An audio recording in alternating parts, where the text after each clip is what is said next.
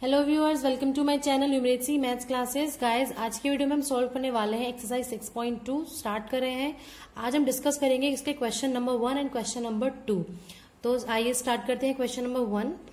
In given figure D I is parallel to BC. जो ये दो फिगर गिवन है, इन दोनों में ही आपका डी आई जो है वो बीसी के पैरेलल गिवन है। अब थ्योरम्स याद है, बीपीटी थ्योरम क्या थी? अगर आपको पैरेलल लाइन गिवन होती है, सपोज ये लाइन है, अगर ये लाइन पैरेलल है तो इसका अपॉन इसका रेशियो इक्वल होगा इसका अपॉन इसके, ठीक है। और कन्वर्स क्या था? अगर रेशियो सेम गिवन है इन दोनों का तो लाइन आपकी ये वाली क्या होती थी? इस वाले के पैरेलल। अब यहां पर पैरेलल गिवन है तो हम क्या यूज करेंगे? BPT theorem. सो स्टार्ट करते हैं। In triangle A B C, आपका जो डीई है वो पैरेलल दिया हुआ है बीसी के, therefore by BPT basic proportionality theorem. आप एग्जाम में अगर आता है तो बीपीटी नहीं लिखेंगे, यहाँ पे आप क्या लिख के आएंगे? उसकी स्टेटमेंट, ठीक है। स्टेटमेंट लिखेंगे, जो भी स्टेटमेंट है इसकी एग्जैक्टली बुक वाली वो आप लिख देंगे। अब डीई क्योंकि बीसी के पैरेलल है, देयरफॉर बाय बीपीटी क्या हो जाएगा? AD upon DB, AD upon DB is equals to AE upon EC, AE upon EC, AE upon EC हो जाएगा। क्लियर है? अब वैल्यू पुट करते हैं क्योंकि हमें ईसी फाइंड आउट करना है। सारी वैल्यूज पुट करते हैं। एडी कितना दिया हुआ है? 1.5 अपॉन डीबी कितना है? 3 इज इक्वल्स टू एई कितना दिया हुआ है? 1 अपॉन ईसी हमें नहीं पता, ईसी एज इट इज। ऐसे क्वेश्चन में आप क्या करेंगे? क्रॉस मल्टीप्लाई कर लेंगे, क्रॉस मल्टीप्लाई कर लेंगे और चाहे पहले इसको सॉल्व कर लेते, पॉइंट हटाएंगे तो पॉइंट के बाद क्योंकि 1 डिजिट है तो कितनी जीरो आएंगे बेटा? 1 0। अब बन गए 15 अपॉन 30, तो 15 1 जा 15, 15 2 जा 30। अब क्रॉस मल्टीप्लाई करते हैं तो 1 इंटू ईसी हो गया, EC is equals to 2 into 1 is 2। तो ईसी की वैल्यू 2 सेंटीमीटर, क्योंकि बाकी सारी लेंथ आपकी किस में गिवन थी? सेंटीमीटर में। अब करते हैं इसका सेकेंड पार्ट।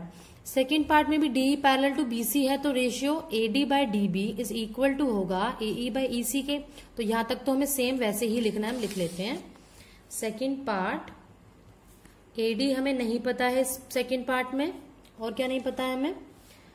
एई पता है हमें कितना? 1.8 सेंटीमीटर।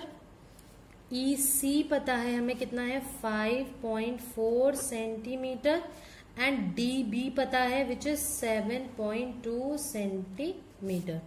ये सब चीजें हमें पता है। अब लिखते हैं हम, डीई पैरेलल टू बीसी है, therefore by BPT AD by DB is equal to हो जाएगा किसके? एई बाय ईसी के, ठीक है ना। एडी कितना है नहीं पता तो एडी की जगह एडी ही रख देंगे अपॉन डीबी, डीबी कितना है? 7.2, 7.2 आ गया इज इक्वल्स टू एई कितना है? 1.8 अपॉन ईसी कितना है?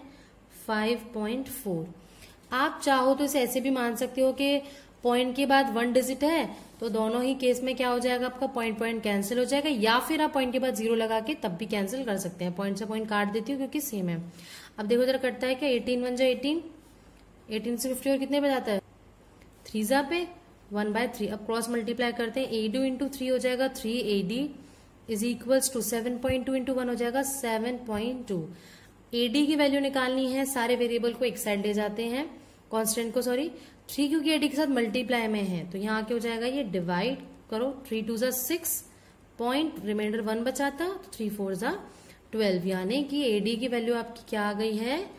2.4 सेंटीमीटर। ये था फर्स्ट क्वेश्चन। आइए अब करते हैं इसका क्वेश्चन नंबर 2 सॉल्व।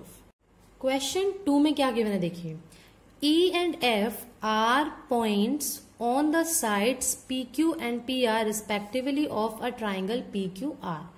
एक ट्राइंगल है आपका पी क्यू आर, हम ड्रॉ कर लेते हैं सबसे पहले ट्राइंगल पी क्यू आर। इस पी क्यू आर में ये बोला है हमसे कि साइड जो P Q and P R है उसके ऊपर ई और एफ पॉइंट है रिस्पेक्टिवली, मतलब पी क्यू के ऊपर ई पॉइंट है कहीं और पी आर के ऊपर है एफ पॉइंट।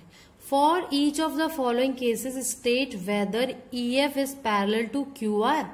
अब E F parallel to Q R पूछा है हमसे। जब हमें पैरेलल शो करना होता है तो हम क्या यूज करते हैं? Converse of BPT theorem. और वो हम कब यूज कर सकते हैं? अगर किसी ट्राइंगल के ये अपॉन ये इक्वल हो जाए ये अपॉन ये, means PE upon E Q equal अगर हम शो कर दें P F upon F R के, तो by converse of BPT theorem हमारा क्या हो जाएगा, EF पैरेलल टू QR आ जाएगा। तो यानी कि हमारा मेन टास्क ये रहेगा इनका रेशियो चेक करना, आर दे इक्वल और नॉट। तो स्टार्ट करते हैं।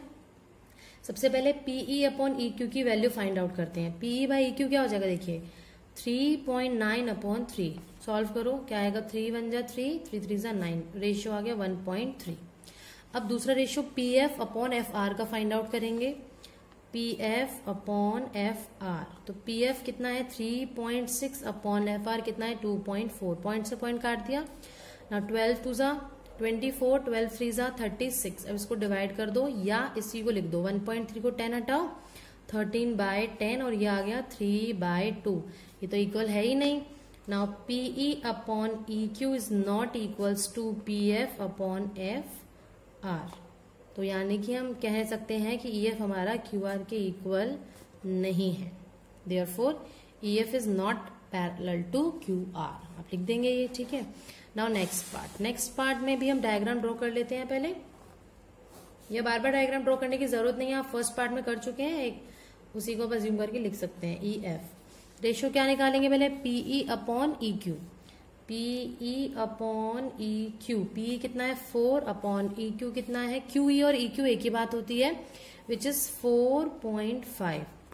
और PF अपॉन FR कितना हो जाएगा 8 अपॉन 9। इसका पॉइंट हटा के 0 लगा देंगे, ऊपर आ गया ना। 5 8 जा 40, 5 9 जा 45, दोनों की वैल्यू सेम आ गई है।